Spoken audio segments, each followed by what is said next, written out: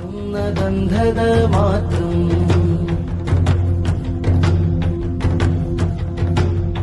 മാനം കറുത്തു മേഘം ചിരിച്ചു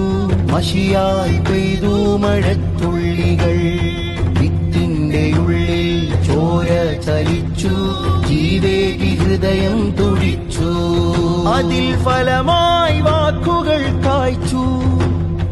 അന്തിമാനച്ചോപ്പ് മായുന്ന നേരം പെട്ടമായി പൂവിട്ടതക്ഷരം